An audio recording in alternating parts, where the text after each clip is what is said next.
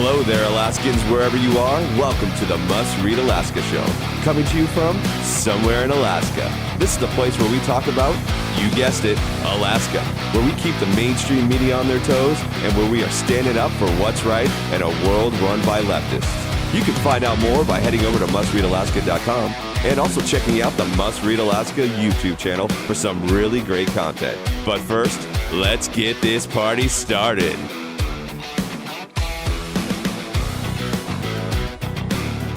What's good, Alaska? This is Scott Levesque, and you're listening to the Midweek Edition of the Must Read Alaska podcast. I want to welcome everybody.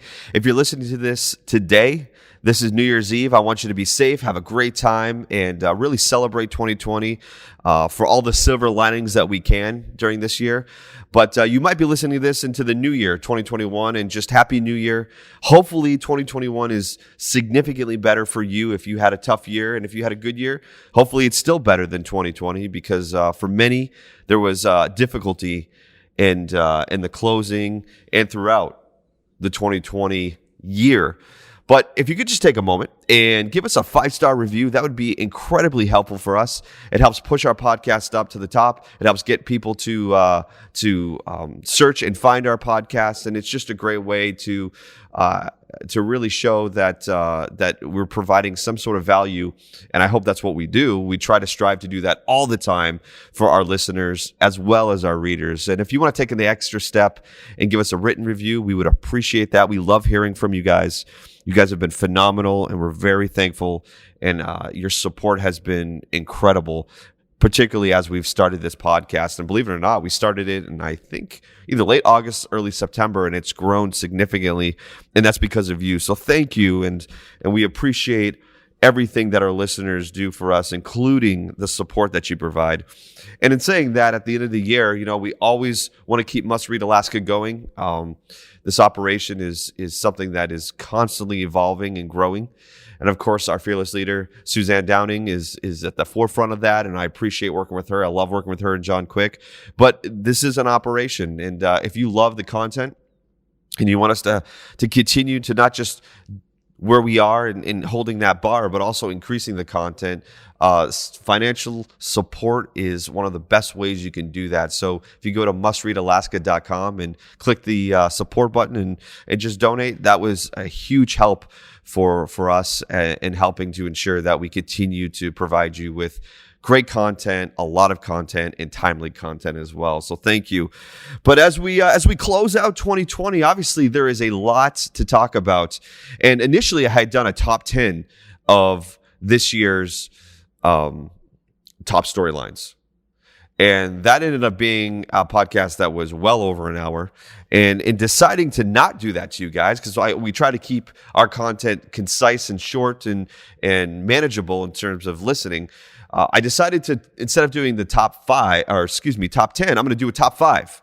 And in doing that, I'm obviously going to encapsulate a lot of subplots under these storylines. But I think it's important for us to look at the top 5 storylines of 2020. And let me set the framework for this lens that I'm looking through. Again, this is my list. It's a subjective list, but it's based on what you, the listener or the reader, have engaged in throughout the year.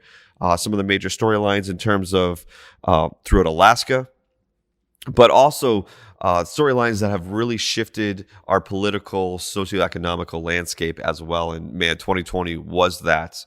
So I want you to know that that's the framework from which I'm going to be picking these top 5 storylines of 2020. But I also want you to know that I did not include COVID as a storyline. And the reason why is because it's universal. Everybody's going through it. And I really wanted to focus in on not so much COVID, because we obviously know what that has done, but some of the effects of this pandemic and those effects on our economy, on our politics, and so forth. So I want to make sure that we're very clear as to why I personally picked the storylines I did. So with that being said, let's get into our top 5 storylines of 2020. So number 5 is resource development in Alaska. That is the major storyline that I want to share with you guys as a top 5 story. Obviously, we have 3 major components to that. One is the ANWR lease sales that were still available now. And one of the big stories of 2020 was ANWR has been, quote, opened up and available for purchases of lease. The other thing that we want to talk about, obviously, is the Pebble Mine project and where that leaves us now. I mean, Pebble Mine had definitely its ups and downs this year. And right now it's trending a little bit down in terms of the fact that, some major hits in the development side of the Pebble Mine. And then, of course, the Tongass National Forest and logging, and what does that look like? And I think all of these resource development ideas and storylines here in Alaska this year have all started with some promise. And some of those still have promise, and none of those don't look so promising. And the bottom line is this, is that Alaska's economic viability is rooted in its natural resource development. And so this year, as we looked at, foresting, as we looked at mining, as we've looked at oil production and development, those were a major storyline in 2020. And not all of them had the same ups and downs. I mean, obviously logging in the Tongass National Forest didn't have the same sort of real world drama that the Pebble Mine did, and certainly that ANWR has longer than just this year. But the idea is that for the first time in 2020, Alaska and Alaskans felt like their resources were going to provide economic benefit to the state and its people. And that's a major storyline in 2020. And I think a lot of that also interweaved into our politics. Obviously, the Pebble Mine had a lot to do, particularly with some of the things that came out about Pebble Mine and all that interplayed with our politics. And when you have such a stark contrast between what Alaskans want and some Alaskans don't want and outside groups, it really was a major component of our 2020 year, which was, it felt like, finally, some progress towards natural resource development in Alaska. Now, where does that leave us as we enter 2021? Well, that's a great question. I mean, the hope is that we can get some leases sold here up in ANWR to be able to start development in those areas in terms of gas production and exploration. But again, that is sort of sitting on a very thin line right now.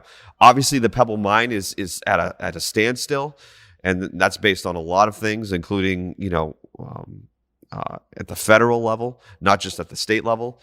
And then probably the least dramatic of it all has been the Tongass National Forest, and the reason that's been not so dramatic is that nothing has generally happened yet. And also with the Biden administration looming on January 20th, it looks like, for all three of those projects, a Biden administration is probably going to try to close, if not close down, any sort of development in Alaska for its natural resources, which then calls into question a long-term economic concern, which is if Alaska can't develop its natural resources, where does that leave us? And where does that leave outside investments coming in, creating jobs, or even within the state? Where does that leave our ability for job creation? Where does that leave our ability for natural resource development in terms of economic viability with cash flow into the state? All of that is really at the question right now. So a huge storyline in 2020 was what seemed to be an optimistic view of natural resource development. And if Trump had been reelected, or at least, if Trump, if Trump was reelected, Alaskans really felt like that was going to be a really great silver lining in 2021 and beyond, because that was what the Trump administration had done for Alaska. The Trump administration had been very good to Alaska in terms of deregulation, opening up the ability for Alaska to develop its own resources. But as we head into 2021, I'm not sure what that looks like. And again, if I'm mixing up 2020 and 2021, forgive me. I'm trying to not do that, but man, it's crazy. So that was the number 5 storyline of 2020. Now, let's move on to the number 4 storyline of 2020, and that is simply the emergency orders first brought in by the assembly, given to the Berkowitz administration, and now carried over into the Austin Quinn Davidson acting mayor administration, and what that has done to Alaskans and the economy.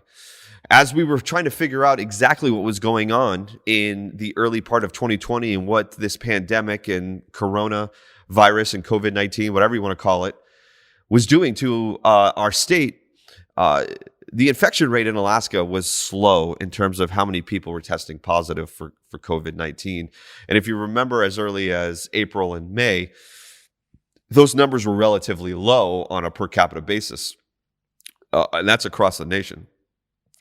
But the assembly found it necessary to enact a part of the charter that would allow the mayor and their administration to have emergency powers to combat any sort of public health crisis.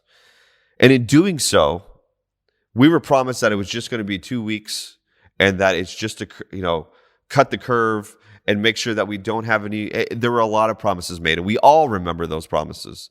Just 2 weeks, cut the curve. As a matter of fact, if you think about it, prior to even that, a lot of the rhetoric, even coming out of the national and federal agencies, was just wash your hands, cover your mouth. I don't know if you guys remember this because it feels like it was 5 years ago, but it was less than a year ago. Just cover your mouth when you sneeze or cough, wash your hands, make sure you wash surfaces, just take care. Restaurants were told to make sure that they sanitize on a over regular basis. We were all told that. And then cases started to go up, and then it was, okay, we need to kind of limit the amount of people in areas. Then cases kept going up, and then it was more, okay, we need to start restricting places and people from going to places, keeping in mind that none of the big box stores or national chains were ever affected by this.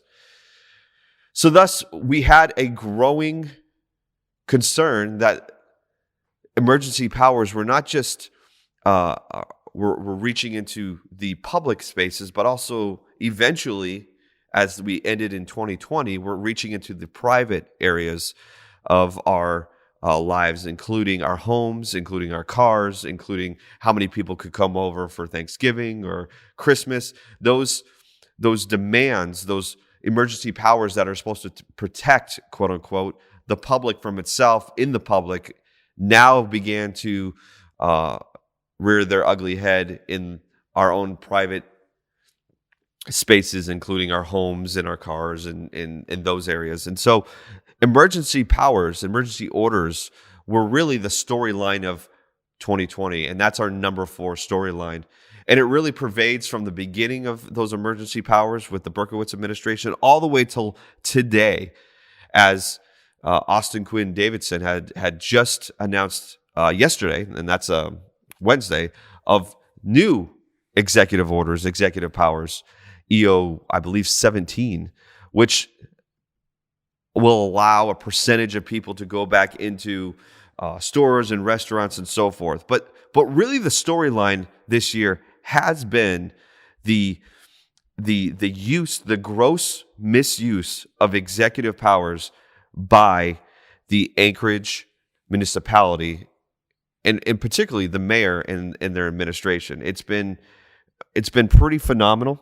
And in doing this, what has happened politically here in Anchorage and even across the state, you're starting to see a pushback from those who in our community want liberty and freedom and want to just not just assume things in terms of science, but want to look at the broader scope of what this pandemic has done. And so sort of a pushback, a cause, which is the executive order, the effect of that has been political discourse like never before. There has been all throughout the summer of 2020 in Alaska, there have been demonstrations at the Levesque library have been phenomenal. I've been out there covering it during assembly meetings in the Levesque library. There have been people outside protesting the idea of executive orders and the mandates There was a dance protest because an executive order by the Berkowitz administration said you couldn't dance or sing. There have been protests by churches, including many around the community saying, hey, listen, our First Amendment rights are being violated here. We're going to meet and assemble. So there have been a lot of protests that have gone out in regards to this emergency power and emergency orders by both administrations here in Anchorage. And it's been a powerful tool for a lot of people to rally together. There have been people that have gotten together on social media, forming groups. There have been people that have been putting on political protests. Candidates have emerged because of these executive orders which again, we could talk about later. But I mean, those who have opposed these executive orders and the use of these executive orders have now stepped up for candidates for mayor here in Anchorage during the 2021 election. I mean, the ripple effect of the powers that were, as some people may consider, just abused, have been pretty astounding. And the storylines out of those executive orders are going to have a long-term ripple effect on the landscape here in Anchorage specifically. But I think when you have the biggest city in Alaska, that has a ripple effect across the board here in Alaska. I mean, every borough and every municipality is autonomous, obviously, but with Anchorage, it really does have a long-term effect on Alaska itself. So in a sense, this has sort of created a new awareness of both the political process, about candidates, about dissatisfaction and how to do it proactively and what that looks like. But even out of that, there has been birthed candidates who are now going to be running for high political office that have opposed this, that are now going to use that platform to run. And so it'll be interesting to say, but definitely the number 4 storyline here for 2020 has been the abuse and use of the emergency orders and emergency powers by the both Berkowitz and Quinn Davidson administration. Now, let's talk about story number 3. And we don't have to travel far for that, but we have to travel right to the 2 most polarizing ordinances that were passed in 2020. And it was in the summer of 2020 in August. And that was AO65, which was the ban on what the assembly termed was conversion therapy. And in conjunction with that was AO66, was the CARES Act fund money used to purchase real estate by the municipality using CARES Act money for homeless services and the homeless to shelter them as well. Those 2 ordinances had a massive impact on the landscape in Alaska, and more specifically in Anchorage. And I'll tell you why. Because it was a gross misuse of power by the assembly. But not only that, what spawned out of those ordinances were people in the community rising up to come against, I would say, elected officials who do not. Well, let me rephrase that. I think one of the biggest impacts and effects of this were that the community of Anchorage rallied together to show their disdain for elected officials who do not represent their community, or at least a majority of their community, which was perceived. It was really interesting to see. I mean, you had a week long of public testimony when it came to AO66, the use of CARES Act funds to purchase buildings for homeless services and the homeless. A week long of public testimony of people expressing their disdain and their disgust of the use of this, instead of giving it to those who are in need right now within the community to help keep our economic viability, or people in the community right now that are trying to continue their livelihood so that they don't lose their jobs, they don't lose their homes, and become a part of that community, the homeless community, which has been overrun here in Anchorage. Instead of that, they were going to purchase buildings to house the homeless instead of providing, I don't know, nonprofit and private sector organizations that do this and help giving them resources. I mean, that wasn't even something that was brought up at all. But the fact that the municipality was getting involved with it really angered the community. And not only that, where those buildings were, why having homeless population in those communities would present a problem. All of that was articulated during this public testimony. And really what it ended up being is the same response for AO66, the CARES Act fund issue, as well as AO65, which was the quote conversion therapy ordinance, was met with the assembly by essentially the same thing, which was the assembly name-called those who expressed concern for the ordinance, either calling them homophobic, either calling them racist, or everything under the sun, instead of listening to the community. Now, do I think that everybody who spoke was able to speak articulately or shared the same value as everybody that was in that cascade of public testimony? No, absolutely not. We all have our own opinion. But to generalize and categorize an entire group of concerned community members as racist or homophobic or whatever that was named was a big storyline. It was really the tipping point for many of the community members here in Alaska. And I think it's a massive storyline. It really is a massive storyline because that was the tipping point for a lot of, it went from people being really concerned and frustrated to what seems to be now an anger towards elected officials here on the assembly and in the administration as well. That was the tipping point, and it only increased. And what made it even worse was that a lot of these votes took place when nobody was in there to give public testimony in person.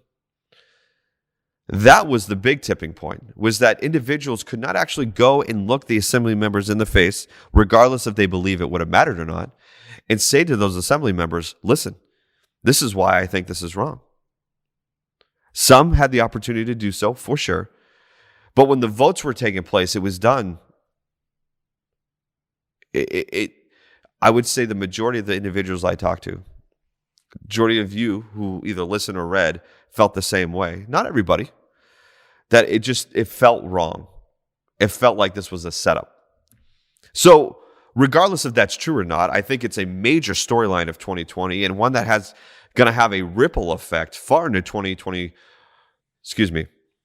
Major storyline in 2020, which will have a far-reaching impact not only in 2021 with the Anchorage mayor race, but also in 2022 when assembly seats are up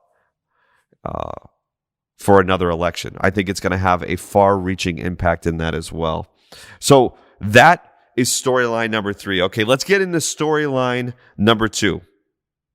Storyline number 2 has been a fan favorite for a while, and I don't mean that in the sense of, well, I personally don't like the downfall of any person, but the Ethan Berkowitz, Maria Athens fiasco is got to be storyline number 2.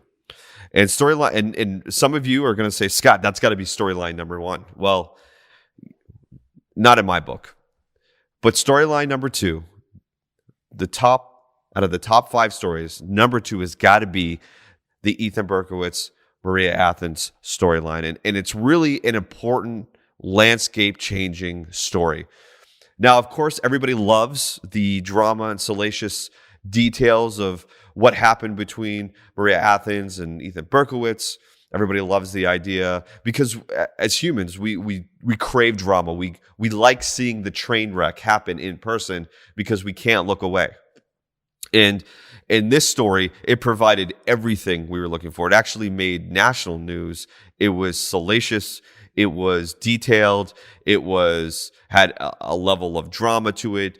There were some things that were true about it. There were definitely some things that were false about it. We had the gamut. It was a novella, soap opera galore.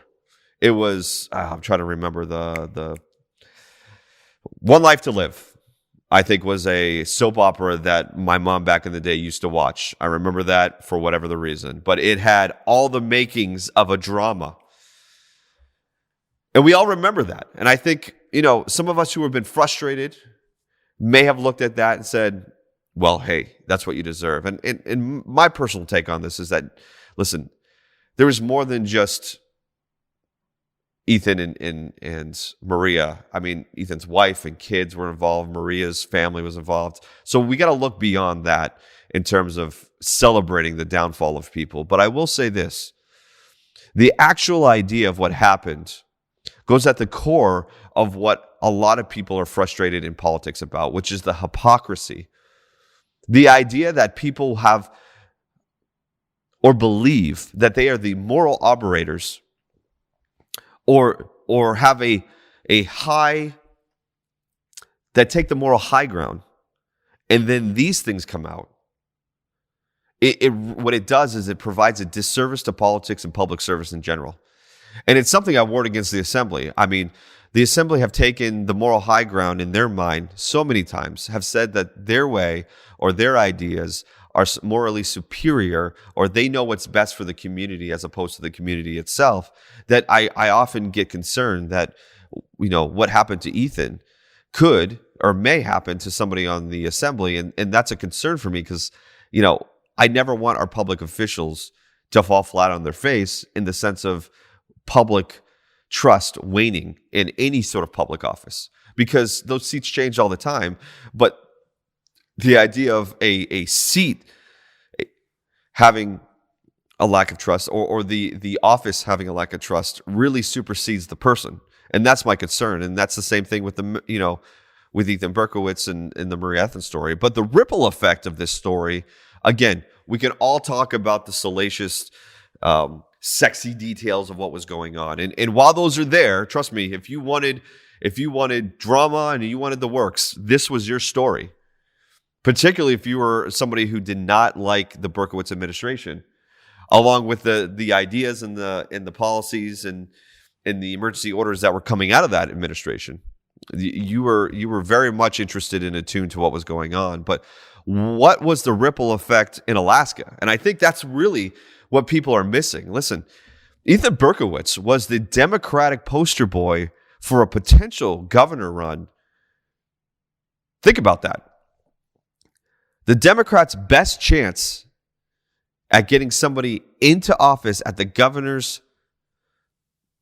in Juneau, the best chance for them to put somebody into office at the helm of governor of Alaska was Ethan Berkowitz. And just like that, in a matter of a week, even less, that landscape has changed completely.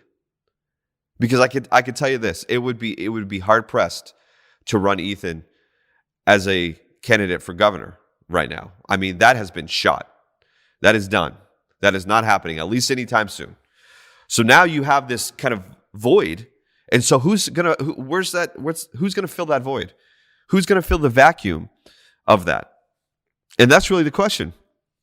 And so as we look at the train wreck that's happened, we often just look at the train wreck and don't look at what happens with the rubble and what that train wreck means. And so the idea that this was just, quote, a salacious story that affected two people and their families, and that's it and that's done is nonsense. The reason why this is number 2 on the top 5 list of storylines is because it has political ramifications throughout the state. With Ethan now out of the picture, who fills the void for the Democrats here in Alaska? And that's the question. Who fills that void? And I don't know if the Democrats have that answer yet. I'm sure they're formulating, if not already have somebody in mind. But there is no clear-cut candidate to run for governor against our current Governor Mike Dunleavy. There's nobody.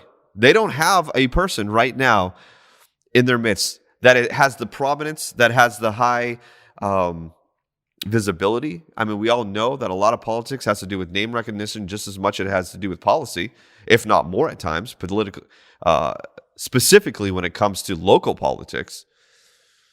But who do they have? And I think what we need to be careful of as we're looking at these storylines, particularly in this one, is that it's not just the wreck, but it's the rubble left behind. So the number 2 storyline, I mean, by and large, was one of the most trending nationally for Alaska in terms of outside of just natural resources, but trending and on all over, like it was all over national media just as much as local media, was the Ethan Berkowitz, Maria Athens story. And really, the ramifications of that story are going to go beyond just, hey, it was for those who really love drama, was a great drama. It really has a major political ramification for the Democrats because there is no clear-cut person. There isn't. So it'll be interesting to see what's going to happen over the next couple of years in terms of positioning a potential candidate to run against Dunleavy for the governor's race. It really is going to, and it'll emerge. Those will emerge.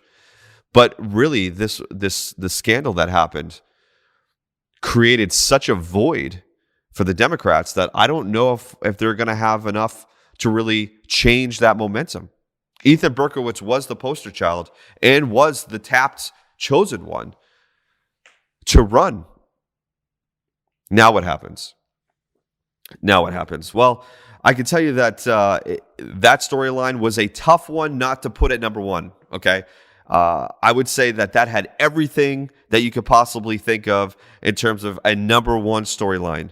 But the reality is, and I know it might sound cheesy, really the number one storyline, and again, remember what I said to you in the beginning, it was through the lens of us here at Must Read Alaska. The number one storyline is you, the reader, and you, the listener, and those who are fans and supporters of Must Read Alaska. And I know that sounds cheesy. I know it does. I know that sounds cheesy, but hear me out. This year has been an incredible year for Must Read Alaska. I joined the team in August. I know John was on the team for a while before me, but the amount of traction, the amount of views, the amount of downloads, the amount of social media engagement, some of our new partnerships that we've been fortunate enough, thanks to John, to really engage in, have been so phenomenal, have been just absolutely out of this world, that it's really hard for me to not put you, the reader and listener, at the number one storyline here at Must Read Alaska. Whether it's Newsbreak, whether it's the fact that we launched both an Android and an Apple app for you guys to get all the content without having to go online, whether it's you going online to the website or going to Facebook, or if it's downloading this podcast, the real storyline for us and Must Read Alaska in 2020 was you, the reader, the listener, the supporter of Must Read Alaska. And I can't tell you how grateful we are here at Must Read Alaska for you guys. And I know it seems cheesy, but it's really not. We have exponentially grown over the last year in terms of our positioning within the global world of page views, to here in Alaska just being, I believe the last time we looked at, just 4,000 positions behind Anchorage Daily News. That's huge. That means we are the second most read news site in Alaska. And listen, I know with the leadership of Suzanne Downing and with John's leadership and with me just riding those coattails, that we can really be the news outlet for our conservative individuals, our conservative readers, listeners, and supporters, to give you really the other side of what mainstream media is giving you. And so you may think it's cheesy, you may not think it's true, but it really is. Here at Must Read Alaska, the number one story, at least through our lens, at least through my lens, let me put it to you that way, has been you, the reader. It's been you, the listener. It's been you, the supporter. And all I can ask is that if we can just continue that momentum into 2021, it is going to be an incredible year. We can build upon what we, as a collective community here, Suzanne leading the way and us just building this community can do. And it's really a testament to you guys. We thank you so much. And it really is our storyline. For me, just looking at what has happened at Must Read Alaska, the events we covered, the articles read, the podcast launching, the app launching, our partnerships, all of that has all been so that we can provide you, the listener, the reader, and the supporter with all the content you need so you can be up to date with what's going on here in Alaska. And that's the most important thing we can do. So the number one story, the number one storyline, the number one thing here at Must Read Alaska that I feel that has been has impacted Alaska based on just the numbers, based on you, based on what you've done as your support for this community is you here at Must Read Alaska. It's you, the listener, the reader, and the supporter, because we have seen incredible gains in terms of our reach here in Alaska based on your support and you sharing our content, you sharing our videos, and you sharing our podcast so that people can understand a different view, not just the ADN, not just mainstream media, not just what we feel like is a very biased and leftist leaning viewpoint, but really get a full picture of what's going on. And we really are appreciative of you guys for doing that. So thank you. This has been an incredible year. Our hope is that 2021 is that much better, that we can really build upon the momentum that you provided us. And I want to thank you guys for a great year. I've loved being a part of this ride. It's been incredible. It's been fun, but it's also been challenging. And I think it's been challenging for everybody. And so it's people, it's supporters like you that have made Must Read Alaska an enjoyable ride for all of us here. So for me to you, have a great new year. Be safe out there if you're listening right now. And it's New Year's Eve. But if it's 2021, let's kick 2021 off better than we did in 2020, and let's have a phenomenal year. And let's make sure Alaska continues to be an incredible place because of its people, not just because we think it is. So thank you. Have a great new year, and take care.